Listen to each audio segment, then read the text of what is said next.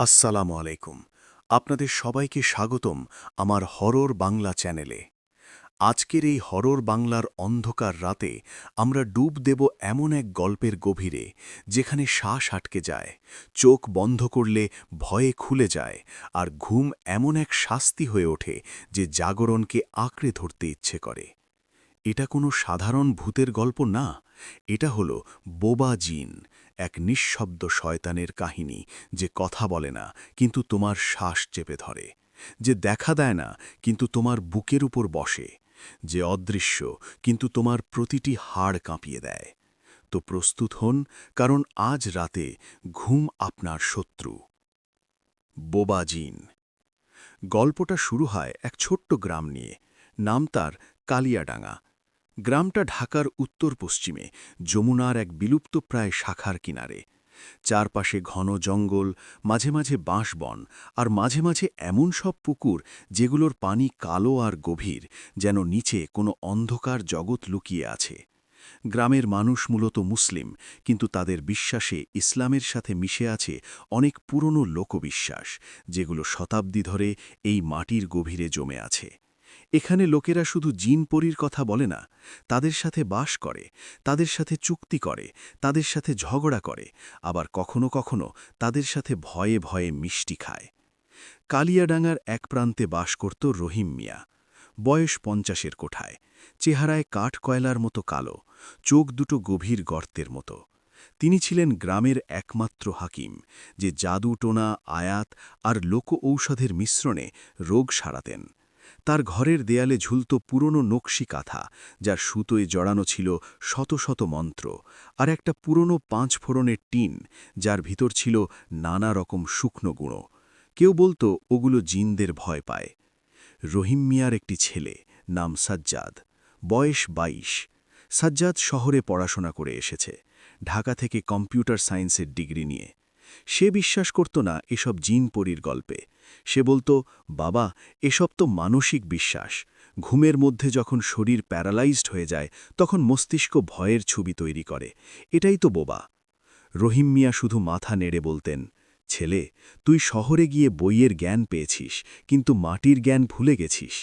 বোবা জিন শুধু ঘুমের প্যারালিসিস না, ও এক জীবন্ত শয়তান, যে মুখ বন্ধ করে দেয়, চোখ খুলতে দেয় না, আর হৃদয়ের শব্দ শুনে হাসে।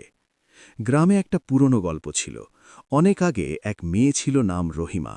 সে ছিল অত্যন্ত সুন্দরী, কিন্তু গর্ভবতী হয়ে যায় এক অচেনা মানুষের। গ্রামের লোক তাকে তাড়িয়ে দেয়।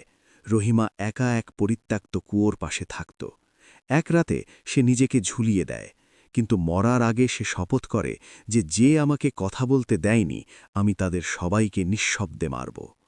তারপর থেকে গ্রামে শুরু হয় বোবা জিনের ভয়। লোকেরা রাতে ঘুমাতে ভয় পেত। অনেকে বলতো তাদের বুকের উপর কে যেন বসে আছে, চাপ দিচ্ছে, কিন্তু কিছু দেখা যাচ্ছে না। অনেকে বলতো তাদের কানে ফিসফিস করে কে যেন বলে, আমি তোমার শ্বাস চাই। সাজ্জাদ এসব শুনে হাসত। সে বলতো, এসব তো মাইথ। সাইকোলজি বলে এটা কি স্লিপ প্যারালিসিস। বাংলায় বলে বোবা, কারণ মানুষ কথা বলতে পারে না ঘুমের মধ্যে। এটা জিন না, এটা মস্তিষ্কের খেলা। কিন্তু একদিন সব বদলে গেল। সেদিন ছিল শবে বরাত। গ্রামে সবাই মসজিদে নামাজ পড়ে এসেছে। রহিম মিয়া তার ঘরে বসে কুরআন পড়ছিলেন। সাজ্জাদ তার ল্যাপটপে গেম খেলছিল। রাত বাড়ছিল।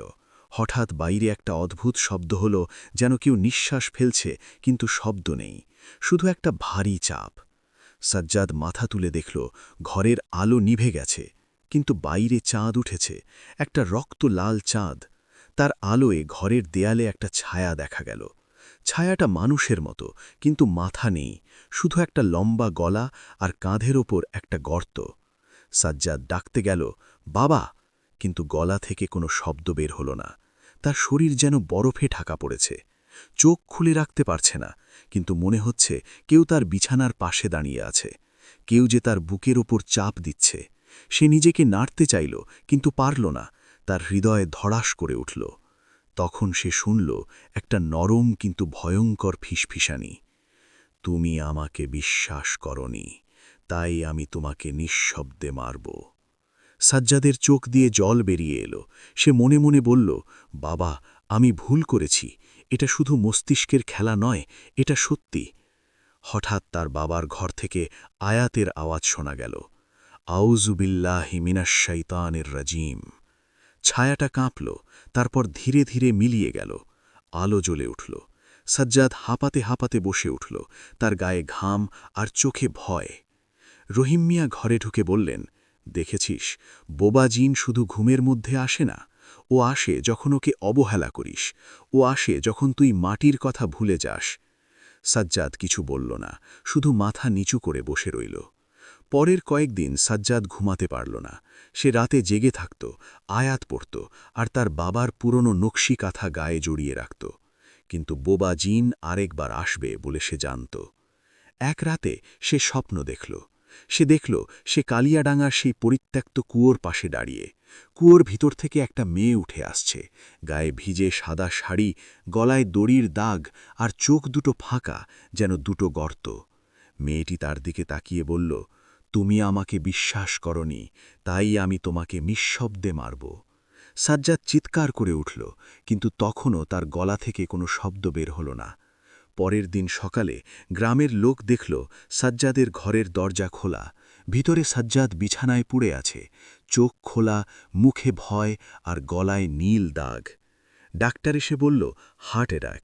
কিন্তু রহিম মিয়া জানতেন এটা হার্ট অ্যাটাক না, এটা ছিল বোবা জিনের কাজ। তারপর থেকে কালিয়াডাঙ্গার লোকেরা রাতে ঘুমানোর আগে ৩ বার আয়াত পড়ে, আর কেউ বোবা জিনকে হাস্যকর মনে করে না। কারণ বোবা জিন শুধু ঘুমের মধ্যে আসে না, ও আসে যখন তুমি ওকে ভুলে যাও। ও আসে যখন তুমি মাটির কথা ভুলে যাও।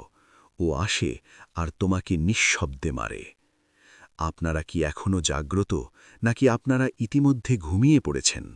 মনে রাখবেন, বোবা জিন শুধু গ্রামে থাকে না, ও আপনার শহরের ঘরেও ঢুকতে পারে।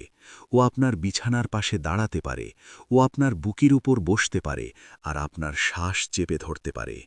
তাই আজ রাতে ঘুমানোর আগে আয়াত পড়ুন, দরজা বন্ধ করুন, আর কখনো ভাববেন না যে এটা শুধু একটা গল্প, কারণ ও শুনছে।